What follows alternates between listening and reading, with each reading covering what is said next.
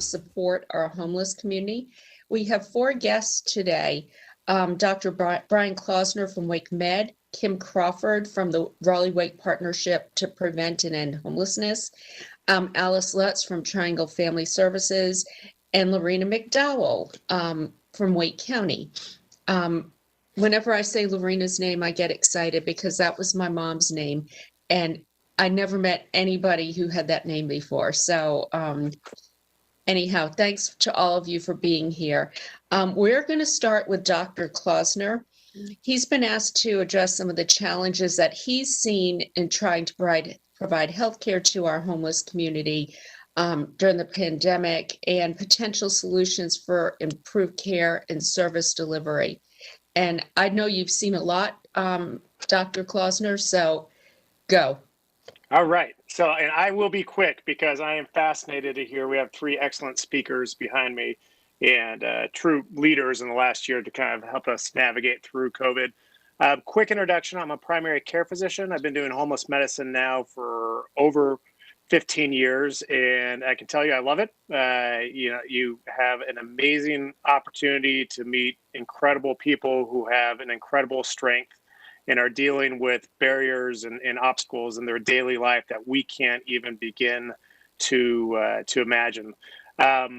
On the flip side of that, it is absolutely haunting sometimes to get to know these patients, to care for them, to appreciate the people who they are that few people get to know, and not fully feel empowered to improve their outcomes and to reduce their suffering. Chronic homelessness, a lot of times the mortality in the data that we see is still in late 40s, early 50s. And so it can be haunting working with these patients and not ultimately being able to navigate them away from badness. And it is, I think I would have been burnt out by now. And I do struggle with burnout, if not for working in this area. I think there's a lot of amazing models that are going on. There's a lot of amazing leaders and people, some of which are on the call today. And because of that, I truly feel like a lot of the things that we've done in the last couple of years, we're starting to create truly, I think, national models. And there's opportunities to continue to develop those. And people get sick of me saying this, but when we talk about opportunities and how you improve the outcomes of a very vulnerable, historically marginalized population with poor outcomes in the context of the pathologies that they're suffering from. And these are usually pathologies that often we just blame the patients for instead of dealing with them because it's easier for us to do that. But when you talk about improving these outcomes, there's both a financial and a humanistic argument to that. And I think, COVID and how we manage COVID highlighted a lot of our strengths and a lot of our opportunities. I can say that we're doing it better than most. We truly are. But that doesn't mean we're good. It just means that most aren't doing it well at all. But there's opportunities to really leverage this and take this to the next level. So quickly, so much of what we saw. So I think COVID shined a bright spotlight on so many things from a societal perspective, and homelessness being one of them. The same issues we face chronically in trying to improve homeless medical outcomes were the same challenges we faced right off the bat with COVID. So access to everything, housing, healthcare here in a state without Medicaid expansion. Access is key. So when we first started seeing this about over a year ago now, we would test patients. If you remember, it would take 12 days for a test to get back. And a lot of those patients had nowhere to go. We couldn't return them to the shelter. The shelters were closing down. They had no place to go. In a lot of hospitals across the country, they would sit in the hospital, in hospitals that were preparing for pandemic surges. They sat there and waited for tests to come back. When a patient was positive for COVID, a lot of patients do pretty well with COVID and go home and rest. Homeless patients didn't have that luxury. Again, a lot of patients were sitting in hospitals that were worried about bed access because they had nowhere else to go. And so I think some of the work that we did around that you'll hear about later around the healthy hotels, around being able to get patients that didn't have shelter, didn't have a place to go into a safe option was important. The quarantine hotel. So if they did test positive for COVID, being able to get them in a place, not sticking them in a hospital bed for 10 days, it's just not a fun place to be from a humanistic perspective, was also inefficient. Quarantine hotels were immediately started within 2 or 3 weeks, and really allowed the hospitals to not have to saturate our beds due to COVID positive homeless patients without other places to go. And then the white flag shelter. So there was both last summer, due to the increased heat. Now, remember, I mean, we see hundreds of homeless-related deaths per year due to hyperthermia.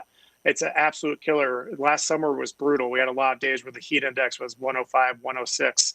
That's a really dangerous situation, not only if you have COVID, but for the vast majority who didn't have COVID. So to be able to have white flag options and cooling stations, and in the wintertime, risk of hypothermia, to be able to have shelter options that we started through the coalition and with the county.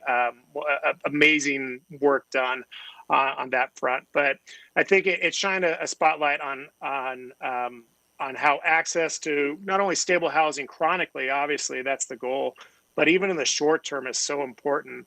I think one thing that we desperately need locally, and one thing that we're a little bit behind with, I think, is we need respite opportunities. So respite, when patients decompensate and go toward this early mortality, it's usually kind of a decompensation at the end.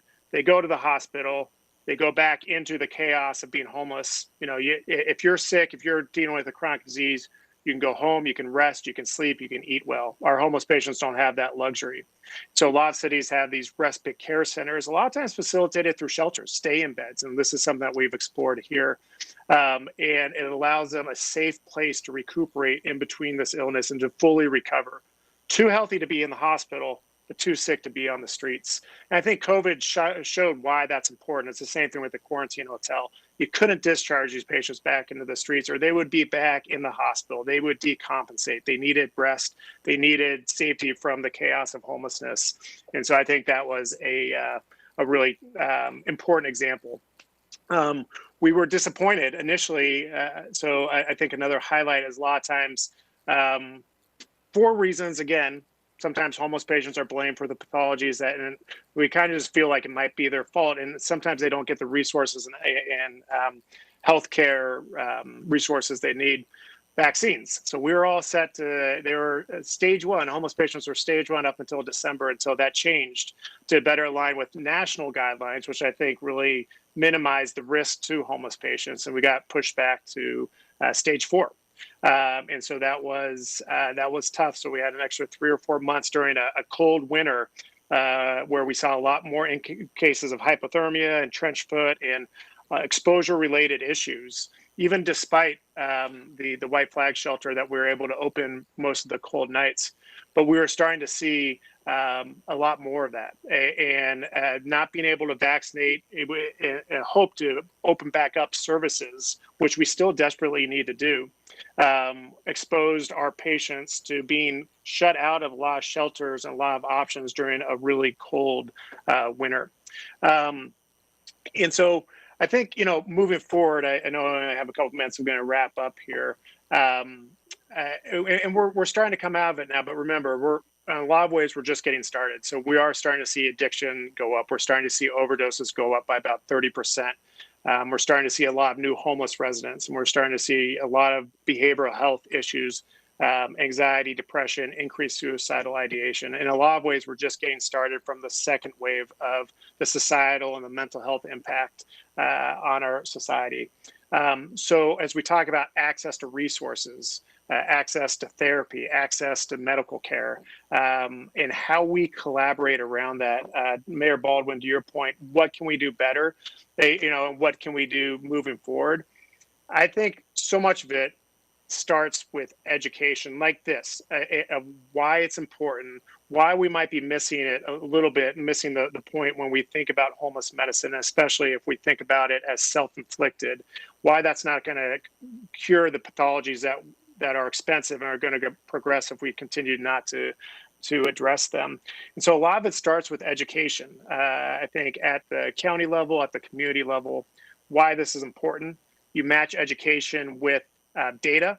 To sometimes, you got to prove your point from a, statistical analysis. And unfortunately, with homelessness, we can look at costs, we can look at utilization, we can look at jail data, we can look at EMS data, we can look at all these things that just cost a ton of money in the context of our historic inefficiencies. Shine a bright spotlight on that in order to carry this momentum that we have around a community collaboration to better do this in the future. Is how do we collaborate in the future to better help those who can't fully help themselves. And I'll say that as my last thing. I think you can tell a lot about a community on how they care for patients or residents. I always say patients because I'm a doctor. How do we care for residents who aren't fully empowered to care for themselves? And that says a lot about us as a community, both from a humanistic perspective, but also from an efficiency perspective, from a cost perspective. And that's what I think we have opportunities to explore more moving forward. Dr. Klausner, could you just expand a little bit on the respite care that you mentioned? Yeah, I would love to, like for an hour or two, but I'll do it in 1 or 2 minutes because that's something I'm biased about. I had 2 respite teams up in Boston. They have a 105-bed facility up in Boston, Healthcare for the Homeless. And some of you went up there. We saw that with the county group that went up in 2017. But it's so simplistic. It's so easy that it's intuitive. But again, you're too healthy to be in the hospital, but you're not healthy enough to be back in the streets. Maybe you had an ankle fracture. You can't bear weight on it. Maybe you have a pneumonia. Me and you would go home and we rest for a week. Homeless patients, you go back and live in the streets in the cold. You're not going to recover. You're going to decompensate. So it's kind of a step down medical facility that allows the patients to recover, not force them to go outside into the elements during the day, allows them to recuperate, get their medications, rest, hydrate, get nutrition. It's usually about 2 or 3 weeks that we keep patients in these models. And there's various different models out there, but some include just stay in beds at shelters. That it's just this act of being able to stay in and rest is key. And then what we've tried to do in subsequent models throughout the years is add in kind of a chronic component. So not only deal with the acute issue, the emergency that brought them in, but while they're there, let's deal with their diabetes. Let's get that well controlled. Let's manage the chronic disease. Let's get the mammogram done. Let's get the housing application done. Let's get the Social Security disability paperwork done. Let's get them into a primary care center and do a video visit. Well, there's so much we can do to not only deal with the acute issue and stabilize the acute issue, but then to deal with some of the chronic issues as well. So it's a model I love, and I think it's a model that we'll be able to hopefully push and develop here locally because we need it. So okay, and that's a gap right now.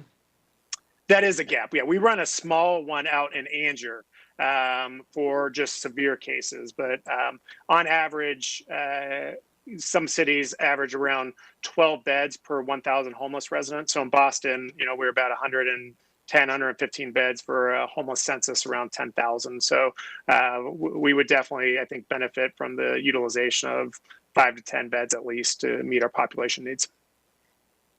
Okay, thank you, Dr. Klausner, for being here. Next, we have Kim Crawford, as I mentioned, from the partnership. Kim's going to talk about an overview of the Housing Navigation Unit, which plays a key role in rehousing those who have become homeless. Kim? Thank you, Mayor Baldwin and City Council and homeless service provider colleagues. I appreciate the opportunity. The Housing Navigation Unit is new here to Wake County.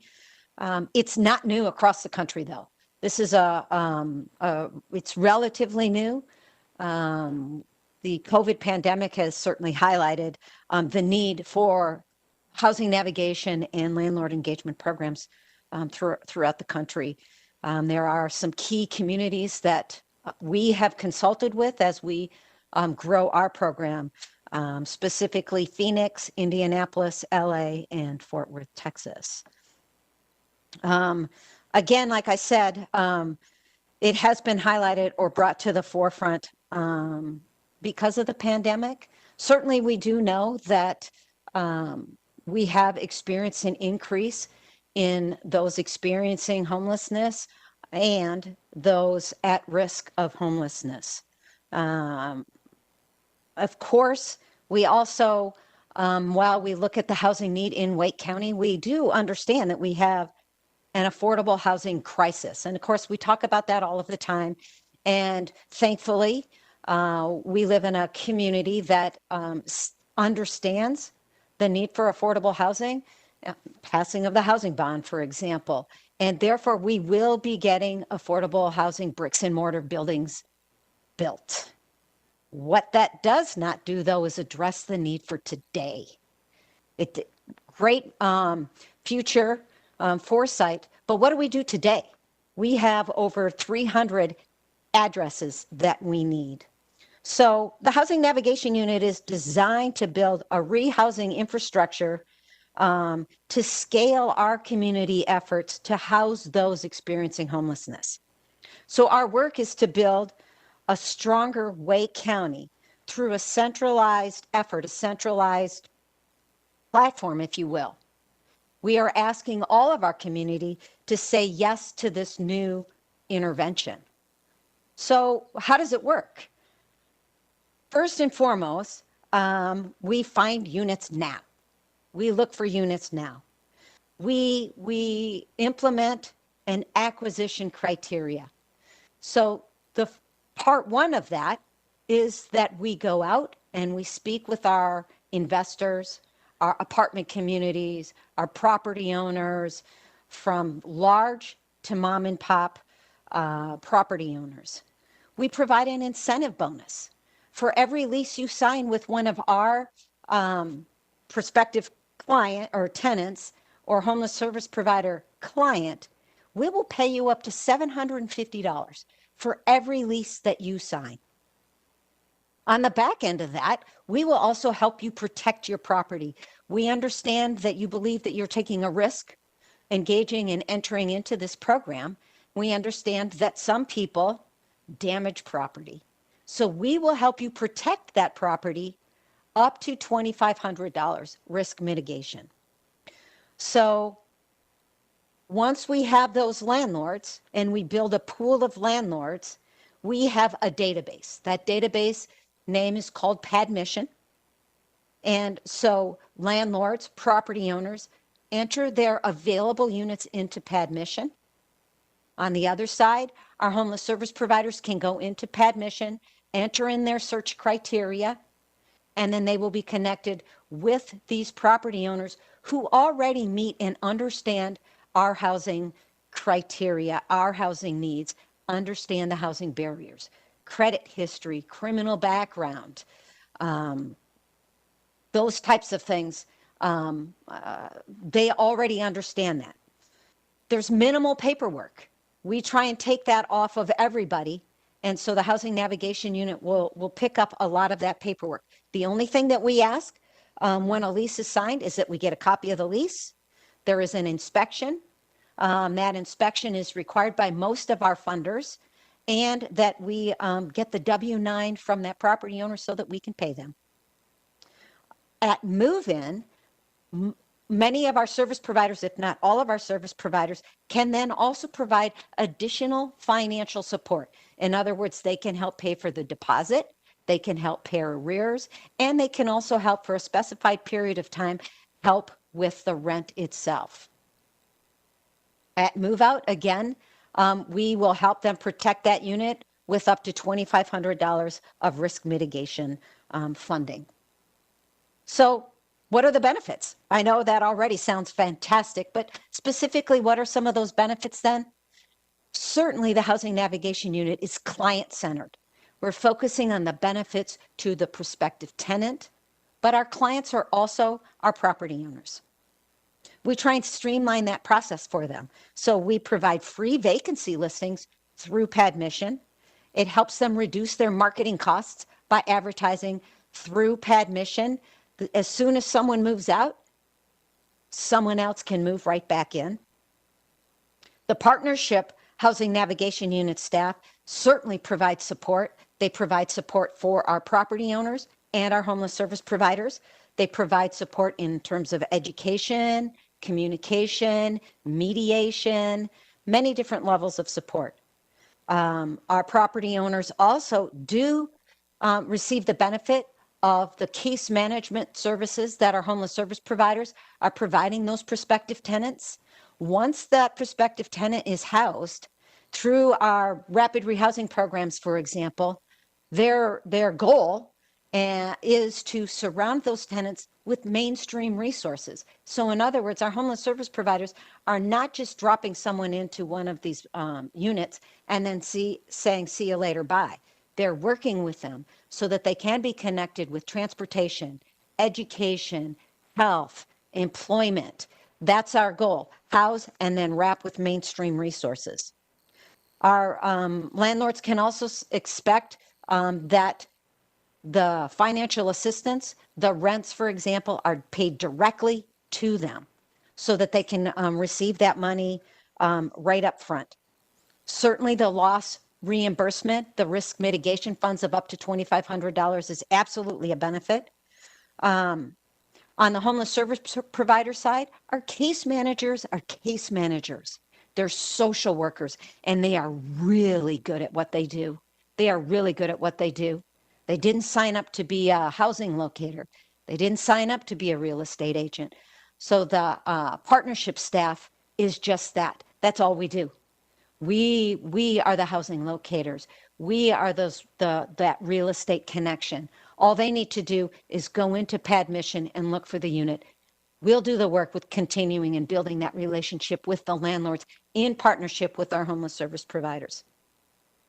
Again, I think that it is important that we remember that this is completely client-centered. So then what are some of the challenges that go along with this program? Certainly, the eviction moratorium can be considered a challenge. In many instances, the eviction moratorium has demonized our landlords. And so what we need to remember is our landlords are suffering as well. They're business owners as well. So we want to remember that when the Housing Navigation Unit is trying to go in and build these relationships, they want to be sure that they're going to get paid. They want to be sure that they have some help. Now, the benefit with working with the Housing Navigation Unit, we don't want anyone to have to go through the eviction process. It's a long process for our landlords, and our tenants certainly, and our clients certainly cannot afford to have an eviction on their record. So work with the Housing Navigation Unit. We'll say, hey, guess what, landlord A? We will move that person out, and we'll put someone right back in. Let's work out that those issues. And if someone needs to move, let us help move them out, find them a new place, and put someone right back in so that we can eliminate that whole process altogether, because it's time consuming. The other part of the eviction moratorium that I know that both Lorena and Alice and many of our colleagues are worrying about is, oh my gosh, what's going to happen when it finally goes away? Because then we are going to need a tremendous amount of units, because we do know that there will be at least some level of push to evict people. Another challenge, our homeless service providers have had to do this for years. They've had these social workers who are really good at what they do, have had to be housing locators and build their own housing navigation program internally. So in many instances, we have 5 or 6 housing navigation programs, one at Triangle Family Services, one at Families Together, one at Family Promise, one over at Passage Home, Salvation Army. What we're trying to do is centralize and streamline that process. But here comes Kim, new program, Alice, trust me instantly. Now I know Alice would trust me instantly, but we have to have a proof of performance as well. And it takes time to develop relationships. It takes time. It's not impossible, but it simply takes time, and we just need to recognize that. In conversations with my colleagues out in Fort Worth and in Phoenix, it's taken a good 1.5, 2 years for this solid business relationship to be built. We also need our landlords to understand our population. Many times our landlords are instantly, well, they're criminals. Oh, they have addictions. Oh, they have credit problems. Well, guess what? You already have paying tenants that have all of those same issues. What we're saying is, and this is a bigger benefit, is if we can educate them and let them know that, yeah, you already have people that fit that same bill. But we're coming in with the incentive up front, the case management and the mediation services in the middle, and the protection of that property at the end. We can help move this entire population, but it takes time, and we need to, along with the relationship building, is educate and educate and educate. We are not for once asking anybody to compromise fair housing, for example. And again, like I said, it takes time. It takes time to build these relationships. It takes time for people to understand that. And we've been doing this since late summer, August. And currently, the Housing Navigation Unit is responsible or involved in somewhere between 25 and 30% of all of our leases that are entered into with our homeless service providers every month. Finally, the last challenge, of course, is always funding. I will say that the Housing Navigation Unit would not be up and standing today in operating as we are without the help of Wake County. It was Wake County and Lorena's team that came up with this idea that, hey, let's take advantage of the COVID funding and the funding that's made available so that we can bring this program up. Certainly, we can look to all of our funders moving forward to help keep this successful program going, but it costs a tremendous amount of money, as you all know, to bring up a brand new program. So the Housing Navigation Unit clearly took advantage of the COVID dollars, the ESG COVID relief dollars, the Treasury dollars, and CDBG COVID dollars. But let's keep in mind, COVID money, as of right now, ends June 2022. We still have funding from Wake County, but it's certainly not full funding, but it will allow us to continue. For example, in Maricopa County, Phoenix, they took advantage of the American Relief dollars, and their housing navigation program is up and running for 5 years because they believe that that's how long it will take for them to be able to implement, build those relationships, work out the tweaks for that program. So they have a non-compete for 5 years with the American Relief Funds. I do believe that with proof of performance, the funding should come. It's a tremendous benefit across the board. What the Housing Navigation Unit is attempting to do is go to the literally hundreds of property owners and landlords that we have to say, yes, we all recognize as a community that we have an affordable housing crisis on our hands. But I'm not asking one property to do it or 2 or 3 properties to do it. We're going to every property owner saying, hey, you have 20 units. You know what? Charge that going rate, that market rate for those units. But you know what? Give us 2. Just give us 2. Well, I would like more, but give us 2. And if literally hundreds of property owners can give us 2, we can address the current need of the 350 addresses that we need right now. And we know it's going to take a lot of us. I'm sure we were all watching the news, listening to all of the reports saying, hey, if you want to sell your house, sell it now. If you need to buy a house, buy it now because property values are going to go up. Rents are going to follow. So we need to get ahead of this as quickly as we can. Thank you.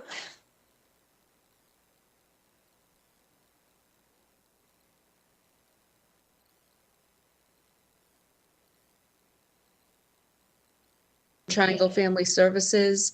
Alice is going to talk to us about the Healthy Hotels initiative that she administered. Highly successful and also very intensive experience. But Alice, if you could take the floor. Great. Thank you very much, Mayor Baldwin. I'm going to ask Colin to let me share my screen. I put together a brief PowerPoint presentation. There you are. So,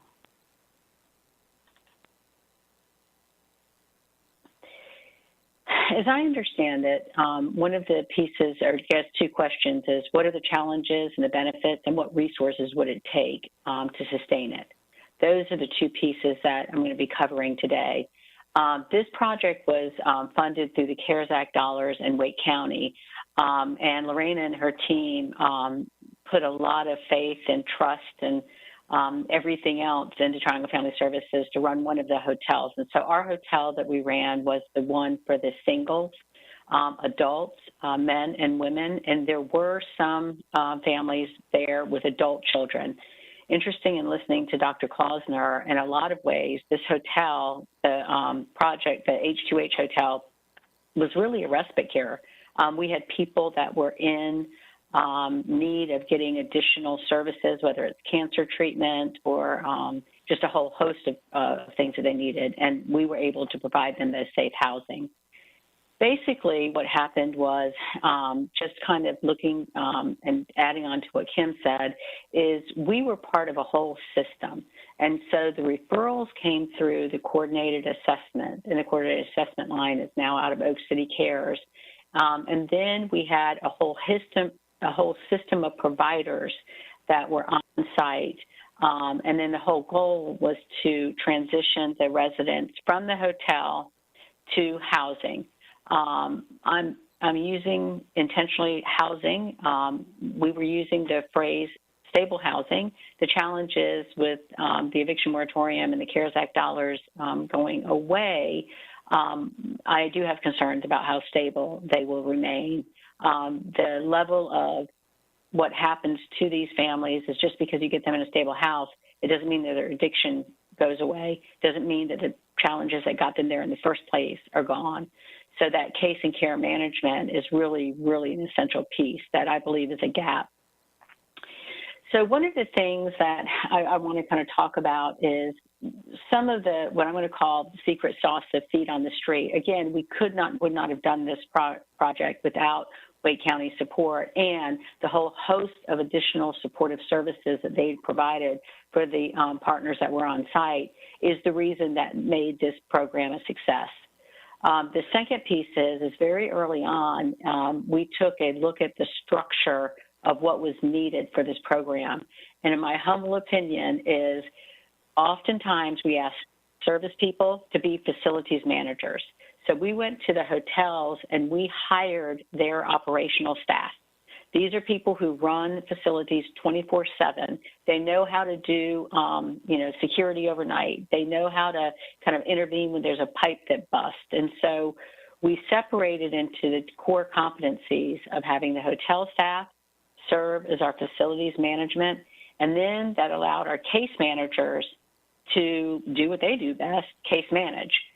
The other piece of the kind of secret sauce to this is with Wake County's supporting the on-site services that I'm going to go over in a minute, it allowed the case managers to focus on getting the people housed. They didn't have to worry about, the transportation. Transportation was an essential piece to getting our residents stable. But just as a point of reference, our monthly transportation cost, not including the Go Wake contract, was about $25,000 a month with taxi. We had 120 residents at any given time. The other piece of this that I think is important is because Triangle Family Services has worked with this population, we were very quickly able to bring in our structured program. So we brought in our workflows. We brought in what we normally did on a regular basis and was able to systematize this very quickly. We had taken over the project from the Emergency Operations Center of Wake County, and realistically, a lot of the staff that was working with these clients had never worked with these clients. You had librarians and you had, people that would hear their stories and get caught up into that emotional piece and not necessarily what was the best outcome for the clients at any given time or the residents. And so we very quickly put in place our pieces of the of the work that we do on an annual basis and have been doing for 84 years. The wraparound services and the community partnerships, I can't say enough about those. The landlord and working with the Housing Navigation Unit. Now, we had to do a lot of landlord work at the beginning because the Housing Navigation Unit wasn't started yet. And so, looking at the Housing First model, Brian talked about all those wraparound services, the Social Security, the disabilities, the coordination for mammograms, all of those pieces that we were able to mobilize on a daily basis. Oftentimes when people are experiencing homelessness, sometimes community perception can be, oh, just get them housed and everything else will be fine. Well, if their challenges are still there, regardless if, just to get them housed. So it's bigger than that. This might sound like a really small piece, but we called them residents, and the expectations of our residents were pretty clear, and we laid those out when they came in to the facility. Number one is we set up the expectations. I think it's really important and critical to our whole system to realize that we had, roughly 162 residents and 15 employees, on property. And we didn't have a COVID outbreak. That's a real big deal. So our protocols and that piece that I said about the expectations of putting in place some real strong, solid guidelines with leadership right up front was a critical piece to this because it was non-negotiable. Number one is I wanted to stay safe for my family and live through this, right? And then number two is that we wanted to keep the residents safe and that they needed to live through this. And so those client, we were client-centered, but we were real clear with our protocols. A lot of these residents had problems. They burned bridges with their families. So part of our kind of approach was I was able to get all of our staff from Drug and Family Services that work in all different areas of what we do, including reunification, to help our case managers on property say, what does that look like? How do you put in reunification? Let's help them navigate the complexity of those burn relationships, and maybe it's getting them to a family member in Ohio that they can actually live with for a period of time. Looking at, Brian talked about their criminal records and, how can we help them navigate that complexity? The pieces of this that I think are really critical is having leadership on property that could help our case managers problem solve and keep moving forward versus sometimes having multiple different layers of leadership that they have to go through in order to get decisions made. So I physically was on property at the hotel 7 days a week, and then eventually it was 5 days a week. But, as things came up, we were able to pull in some of the resources. A really simple one that, I'll share with you is the whole voting thing. Is one of the residents, two gentlemen that had served the military were on property, and they came up to me very early on and said, I know you're not going to let me vote. And I'm like, oh, sir, you will be voting. And so there was a lot of complexities to getting that voting done. I'm fortunate to have Josh Stein gave me his cell phone number once upon a time. And so I was able to call him and call Damon over AJ Fletcher. We had Go Wake provide the transportation. We had buses. We had 86 residents vote, 86. And that's a big deal. Most of them had voted for the first time, but there was all kinds of different layers to that. And that's where I go back to having leadership on property and connected with the resources with feet on the street of who's doing the work is an essential part to, I believe, working within any of these systems changes and making sure that we connect with the resources.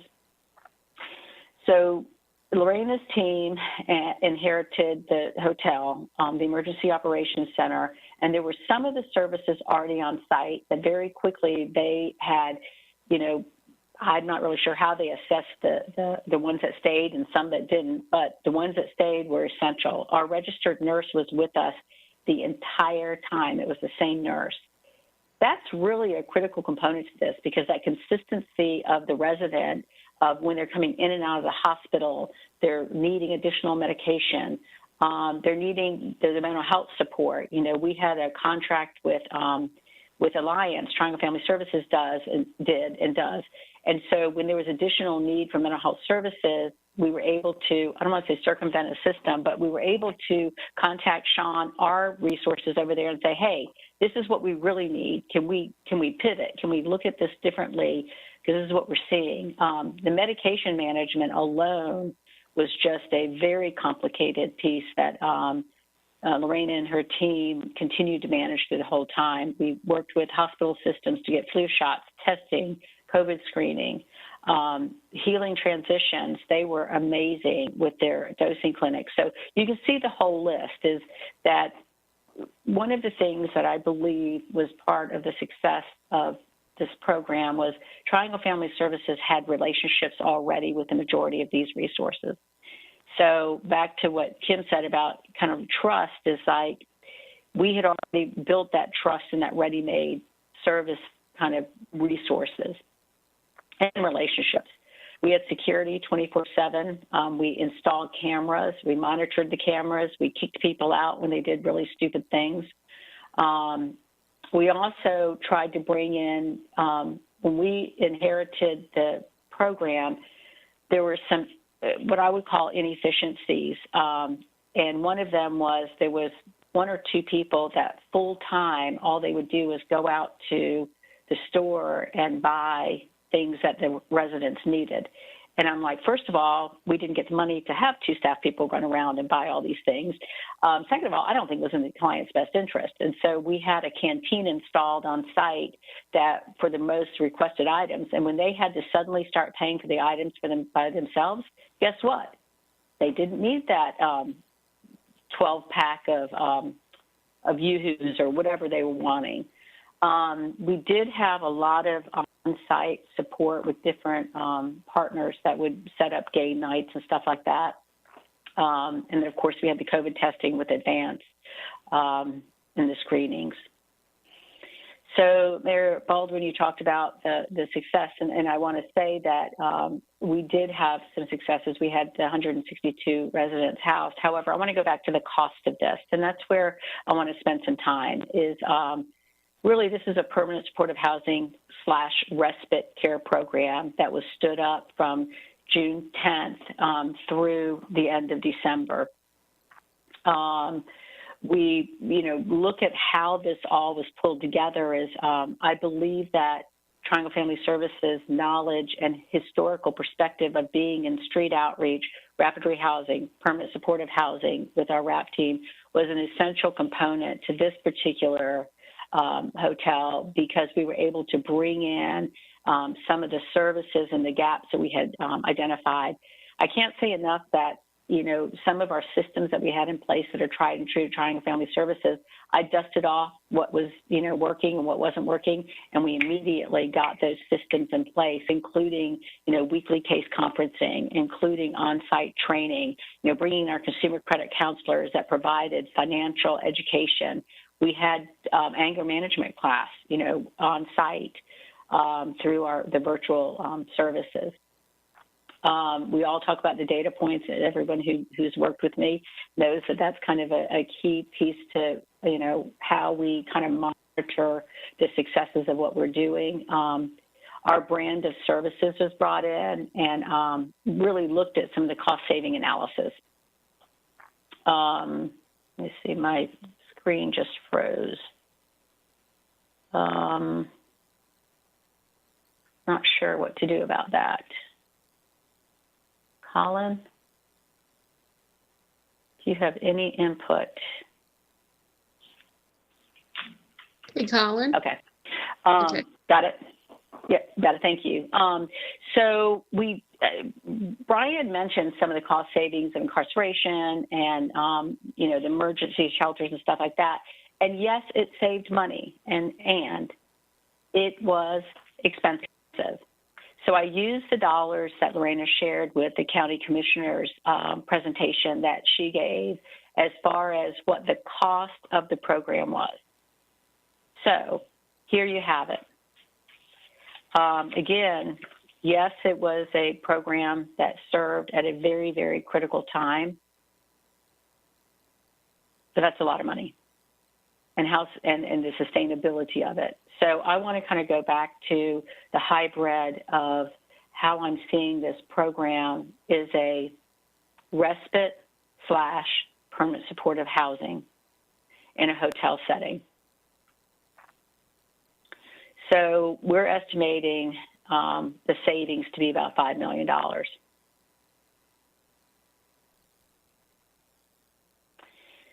So you talked about the opening of some of the suggestions on kind of some of the gaps. I want to talk about some of our continued barriers. You know, again, we mentioned the housing first model. We talked about how just getting them into housing doesn't solve all of the complex problems that they have. The bottom line is one of the biggest gaps, I believe, is the continued case and care management as it relates to the families that we have and the residents that we have stably housed already. And I can't underscore that enough, because with the eviction moratorium running out, we've kind of led a lot of people to a ledge, honestly, and I am very concerned about that. The second piece that I believe is kind of a barrier and or an opportunity and gap is I want to define diversion in a little bit broader terms rather than diversion as in shelter diversion. When I say diversion, I mean how do we divert people from ever coming back into the system?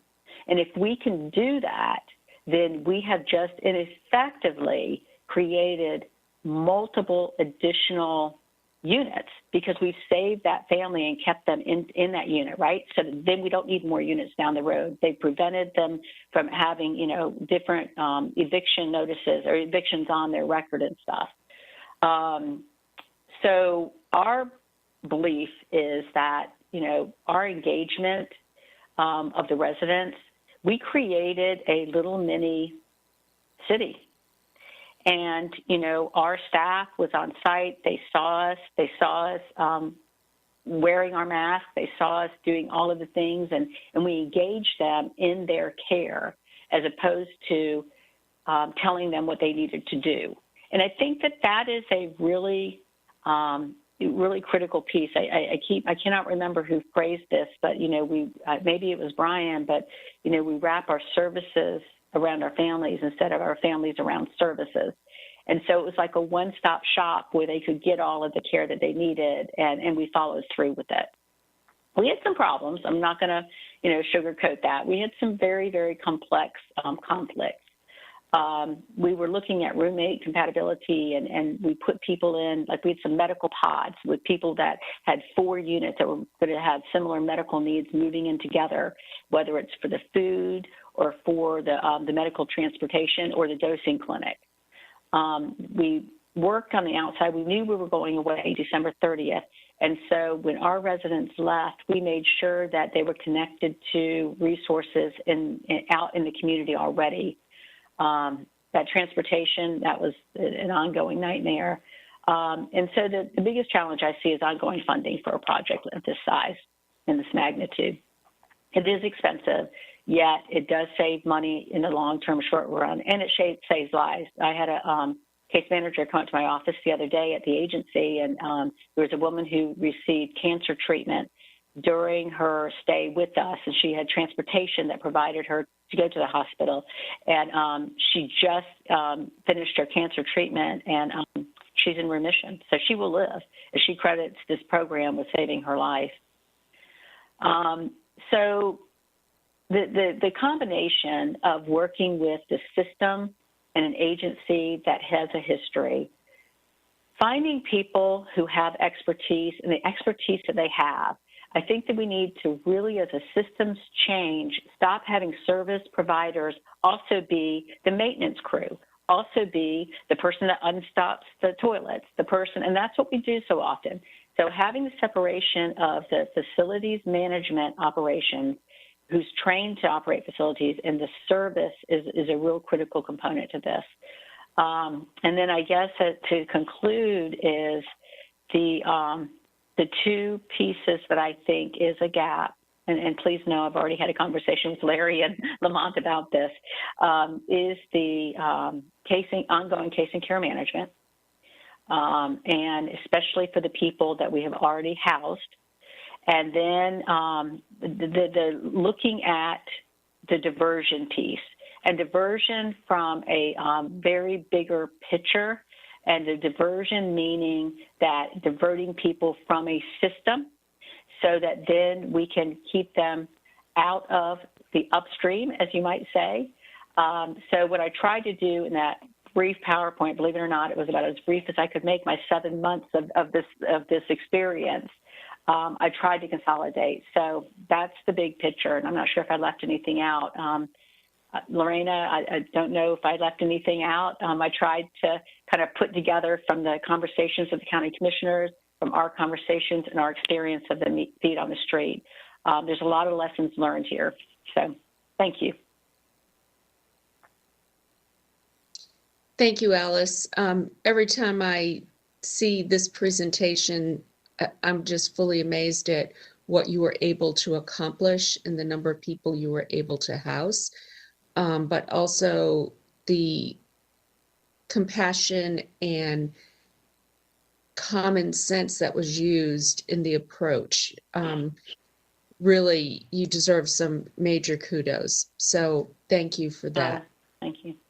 You're going to make me cry. It was a lot of people that worked behind this. I mean, I cannot even tell you the number of people. And you know, Mayor Baldwin, you've been around me a little bit. The piece of it that's so important is the connection between the resources and the clientele and the residents. And that part was a critical component is, you know, the fact that, you know, AG Stein picked up the phone and said, okay, I'm here to help you. You know, Delta Dental delivered toothbrushes. I mean, just crazy things like that that made it so that humanity, humility, and connectiveness made it a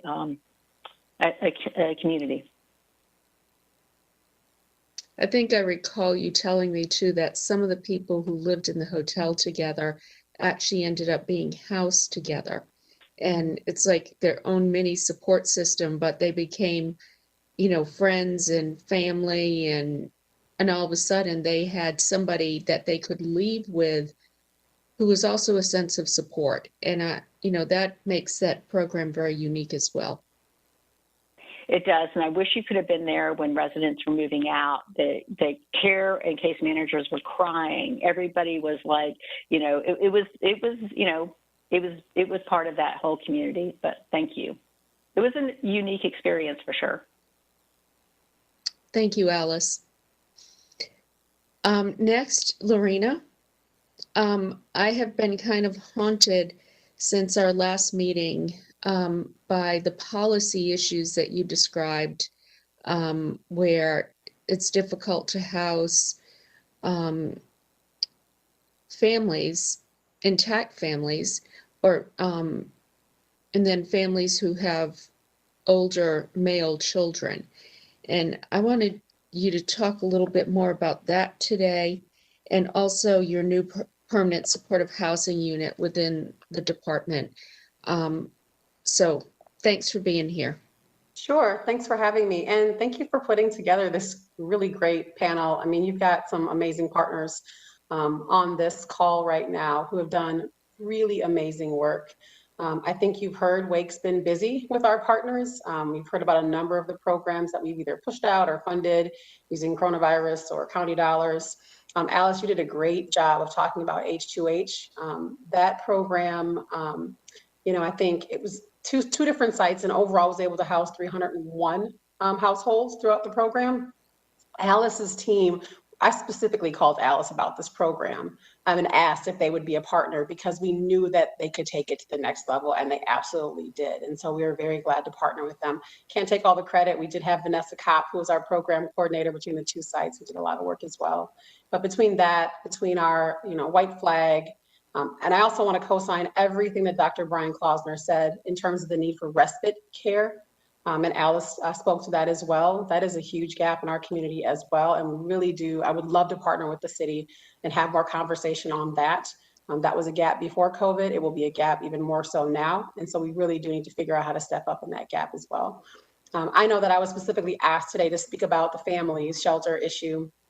And actually the H2H program is part of how we became so aware of how large this gap was in our community. When we went to sunset the program, all the partner agencies, and there were 4 total, 3 at our other site were Salvation Army, Families Together, and Interact, and then Triangle Family Services at their own site. When we were looking to sunset the program, we had to ensure that we were housing folks out of there. They weren't being returned to street homelessness.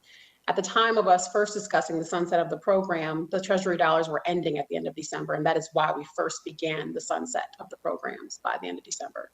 And we were able to find units for most of the folks that we were serving. Triangle Family Services stepped up and did an amazing job for singles in our community. And we were able to help with domestic violence. We were able to do a lot, but families, right, that had a mixed makeup, that either had a male head of household or male and female together, or just older boys in the unit. There was almost nowhere for them to go. And I was really taken aback by how significant that gap was. We were able to continue to house them for a while using some additional funding. And so that we kept them in the hotels and did not require they leave because the gap was so significant in our community. We saw that as really just a failure of our system, not those families or the agencies that were trying to house them. So we went ahead and did that for a while, but this is something that became a priority for the county manager and for myself after learning how significant the gap was. And so we've been kind of working to figure out what we could do, but also just looking at just doing some research around, what our community looks like, and then trying to plan for how we move forward. First, I think it's important to note that there's no regulation or policy that on a federal or a national level prohibits agencies from keeping these families together. It's by and large an agency decision, right? And it could be for many different reasons. It could be because it is a mission driven decision. Typically, it's not a funding decision. There may be, random pots of funding that say we only want to serve women and children, but by and large, it's not a funding driven decision for our family shelters specifically. In fact, HUD said many years ago that if you receive federal funding, you really need to be accepting families intact, right? And that means whatever the family makeup is, if it's male and woman, if it's 2 women who are, a family unit, 2 males, whatever the makeup is. Unfortunately, here in Wake County, we don't have enough. We don't have a lot. And so we've been looking at, a handful of ways that we can try to address that. Right now, we only have a handful of programs that are family programs, full stop. So we don't have enough family programs anyways. And for those family programs, we don't have enough that can take families together. For instance, Family Promise kept families together when they were utilizing churches and church space in order to shelter families. With COVID right now, that program is paused because the churches are not allowing these families in right now, obviously out of the interest of safety. So that program is paused, which has hurt capacity right now. Families Together is able to keep families together, but they only have 8 units right now at this time. It's in a dual quadruplex setting, but they have 8 units. They've got a couple more they're working to get online, and we've had a number of conversations with them about that, as have the city. That's not a lot of units. Salvation Army has, I believe, 1 dorm that we found in our research that will allow males, but not a lot of units. And I believe that Dorcas Ministries and potentially Passage Home also have a hotel voucher program that's still functioning that helps to at least keep families in their hotels. And the county also did have a hotel families program that we stood up early on in the pandemic using COVID funding, but it's nowhere near enough. In a community that's growing, a pandemic especially, and an impending eviction crisis, no matter how hard we try to stand up funding and use all the 33 million that we have together right now for eviction prevention, there will be more families that will need family shelter services, and we need to keep them intact. And so we've been having conversations around what that could look like. We have at the county manager's level and staff level been talking about, do we need to create a new family shelter here in Wake County? Some of the things that you heard from the H2H model could be used for that. H2H, the original design of that model really was just, I had the benefit of working in many communities, and I started to kind of piece them all together and decide what is that we could do to really wrap service around clients here. And then the community just took it up a notch. Similar model could be used for families as well here. In a setting where they have individual units, I'm not necessarily saying it needs to be a hotel, but some type of a shelter setting where families have their own units within it, but there are services wrapped around them there. Families are unique. They are not necessarily the same as serving a single. They have different types of barriers, and you have to have someone that can, an agency that's administering the program that understands their unique barriers, and you need to bring those services really to the families. It's very difficult when you have children to get around and get all the different things that you need to stabilize your housing crisis for yourself, or your husband, or your wife, or your children, or your grandparent. It's a lot. So the conversation is happening is, do we need to create a new shelter that does this for families in our community and keeps families intact? This is a conversation that I believe needs to be had in partnership with the city, and we're open to those conversations. That will take time, however, if we decide to do that in partnership. So in the meantime, there are a number of other more immediate interventions that we could do in partnership. One of them, I think Alice touched on, is to really increase diversion efforts and eviction prevention services outside of just COVID, just in general. Because we need to keep families in the houses if they're there. We want them to stay home. And so finding ways to fund and increase those services, just kind of as luck would have it, we launched our eviction prevention program in October of 2019. And we knew right away that it was going to need to grow. So in this current fiscal year, we already asked to double that program. So throughout this year, we've been hiring new staff to double that program in size, but it will not be enough. So we need to continue to increase those services for diversion and eviction prevention, even outside of COVID. Also could increase support to our families that are living in hotels. We learned through this, if we didn't know before, we definitely learned through COVID early on that we have a ton of families utilizing hotels as a primary residence. It is not ideal. I don't see that as permanent housing, but it is certainly better than the street. And in most cases, for families specifically, it's better than shelter, right? And so how do we increase the support there? Is it, new voucher programs, partnering with our agencies to continue to do that? We had our hotel families program early on, which we had a number of partners work with us on that program to keep our families in hotels for COVID. But how do we increase that just in general? And also, how do we bring, in a model like that, how do we bring other services to them to ensure that they are stabilizing their housing and not necessarily staying in the hotel long term, right? So how do we help them find permanent housing before they end up literally homeless and on the street or in a shelter? Also, how do we help our current family shelters to adapt either space or their staffing or their programmatic structure to be able to support allowing families to come in and stay intact? It should not be that the only recourse these families have is that they separate. We should not have to send mothers and children to one program and the males to South Wilmington Street Center. I can only speak for myself, but I have an 18-year-old son, and I would personally live on the street before I send him alone to a male shelter. We would be together.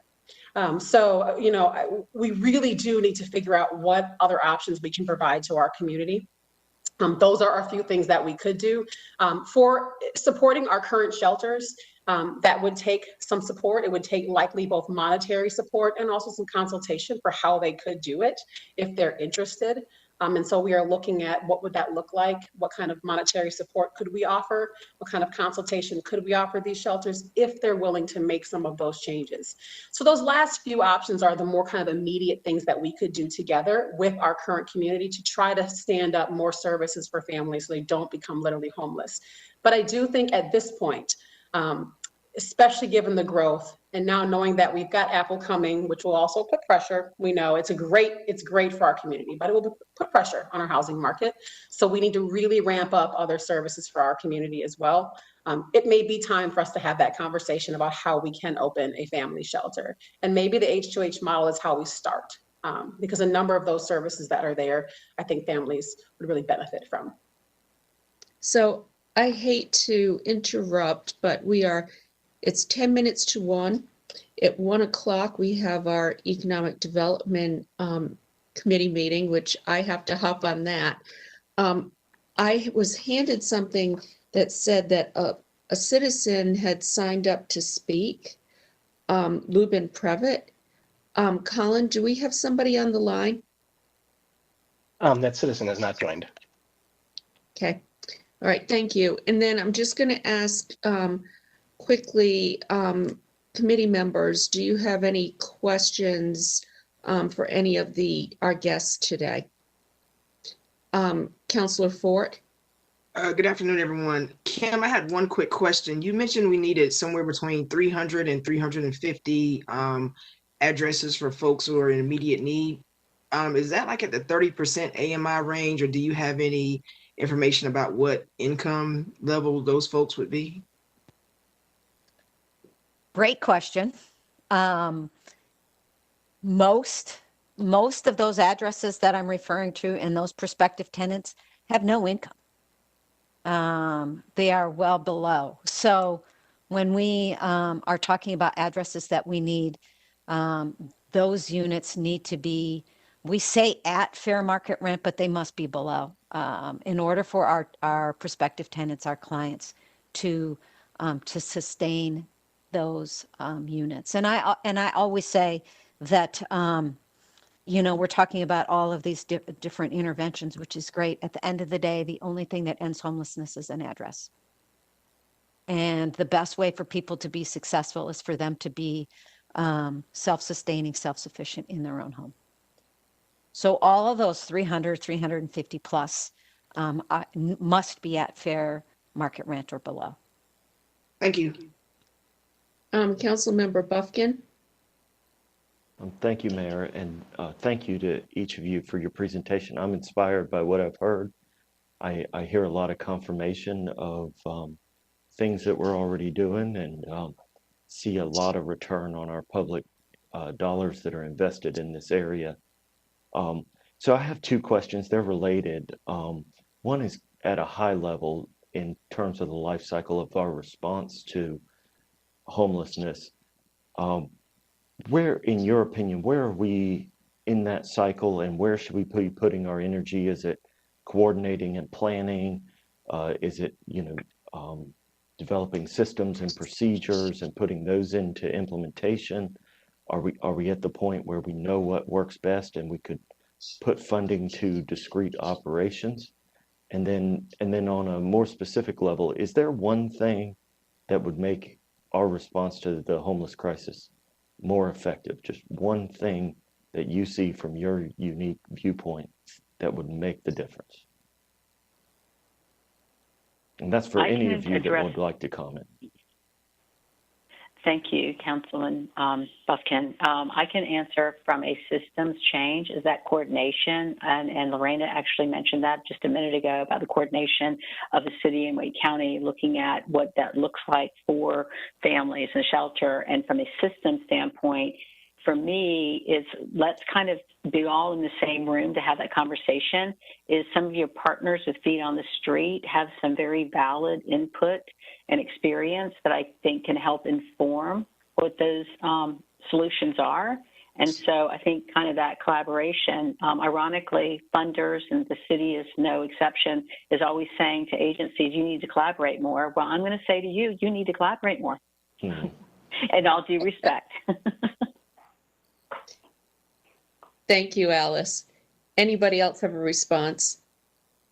I would say quickly, I'll take it from a little bit of a different angle. I think one of the problems historically across all communities is that we absolutely hemorrhage money on our highest risk patients, or our highest risk residents. And I'm talking in the $300,000, $400,000, $500,000 range per year per patient. We call them the familiar faces, and so there's a really, really high cost to our inefficiency. And we are working with the county on pretty innovative models, including, considering partnerships with RTI and SAS on what we call whole person analytics, where you can quantify the total cost of these residents and then better direct resources to the residents who are absolutely costing us the most, that are in our ICUs and our hospitals and in our jails and our homeless shelters. And we've already done initial SAS studies where we look at a certain segment of populations that have a high utilization in all three sectors. So I think we have a really big, as some of you might know, we recently got a Robert Wood Johnson grant to study this. And so we have scholars that is run by Jose Cabanas at the county, Jason Witz at the county, and then a representative from Duke, UNC, and Wake Med who are studying this problem.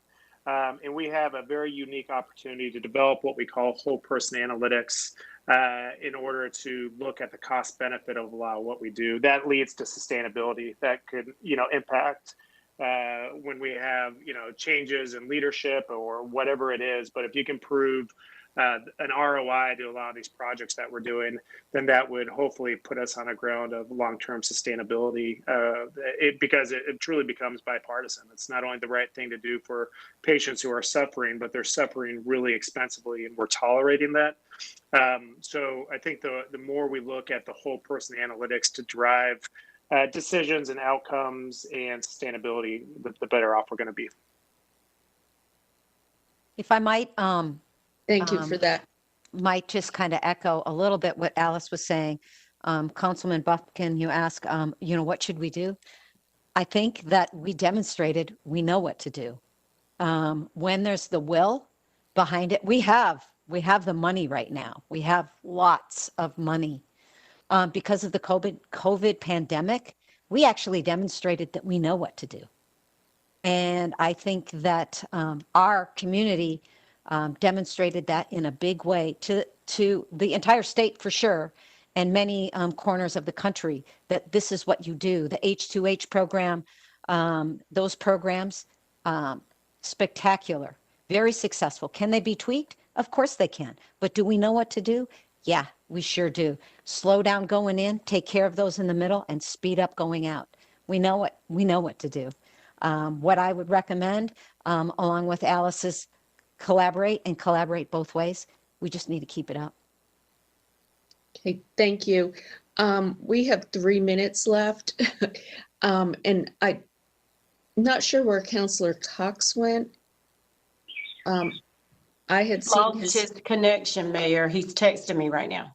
Okay, I had seen he had his hand up. So one thing I would like to suggest for the committee is exactly what was discussed today. Can we ask, I'm going to make a motion and ask our city to work with the county in identifying ways that we could move forward with a family. I'm going to use the word shelter, but my idea isn't a traditional shelter. It's like, what can we do? First off, 3 goals. How can we provide better care for families? How can we house them, and not in a shelter, but a new way of doing that? And ultimately, yes, we'll spend more money, but we'll save our community money because we won't have emergency room visits. We won't have police and other types of requirements. I mean, there's a lot of money that's spent when you're in crisis. So I am going to make a motion asking our staff to work with the county and identifying ways that we can move forward with a family shelter to house our residents. Do I have a second? Councilor Fort has seconded that. Councilor Buffkin, do you have a question? Yes, I do. I'm just wondering, does that come back to this committee? I'm making a motion to take this out of committee. When staff comes back to us and brings just this one particular piece out, I want to keep the rest of this in committee for further discussion. But when staff comes back to us with their recommendations, we can make a decision then about whether it needs to go back into committee or whether it can be approved by the whole council. Okay. Does that? Yeah, that helps. Thank you. So you mentioned doing new things, new different things, and some of what we heard today was we need to just do more of what we're already doing. So, help me understand what you're proposing, please. So the thing that Lorena said was the biggest need was housing families. We don't have enough facilities to house families. We have Alice talking about the H2H model. We have Dr. Klausner talking about respite care.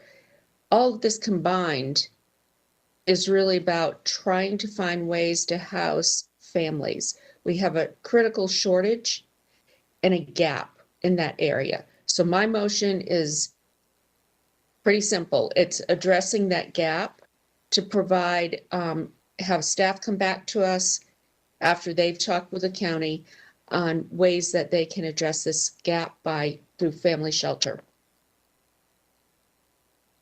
Okay.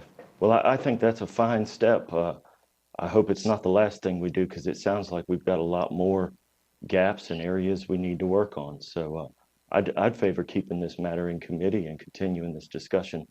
I have previously raised the question whether we should have adopt a new Raleigh-specific plan to end homelessness, and I'd like to have the opportunity to discuss that issue in context of what you're proposing. But I think this needs Councilor to be Bumpkin? one of Councilor several. Bumpkin, I've run out of time. I have to get on this next thing. This is staying in committee. Just this one item is going out. So the issue of homelessness is staying in committee, and we can bring that up, that issue up for the next time. We have the group, the Partnership to End and Prevent Homelessness, which Kim heads up. But we can continue that discussion. And what I would do is ask staff to put that on the agenda next time we have that discussion. So this is just taking this one item out. We as a committee cannot say to staff, go do this. We have to make a recommendation to the full council. So what we're recommending is just this one item. The rest of this stays in committee, and we can bring up meeting when we take this up. Okay, yes, I understand all that, and that's fine. I think a comprehensive approach is going to serve us better. So let's get this item back and make sure it fits in with the whole picture. Okay, so I've made a motion.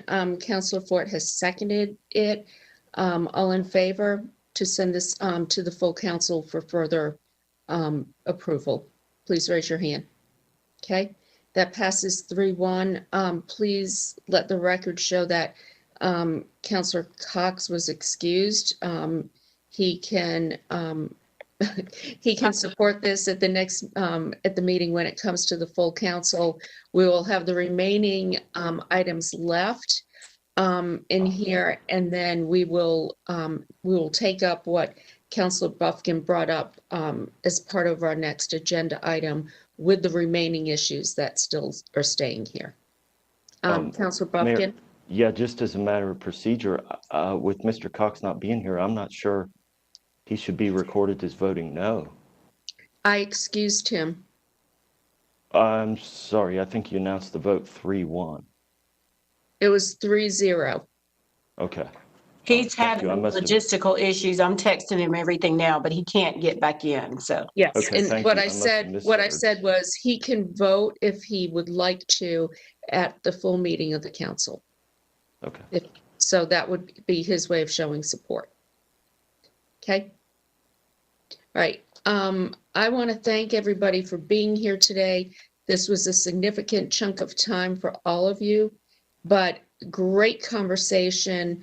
And I don't know, Lorena, I think it was you who said it. We have a great team of people working on this issue. And now if we can take it to the next level, fill some of these gaps we discussed, number one being how we house families, we will come a long way. So thank you for being here, everyone. And we'll take that next step where we have both our staffs working together and bringing back a plan. So thank you, everyone, for being here. Thank you.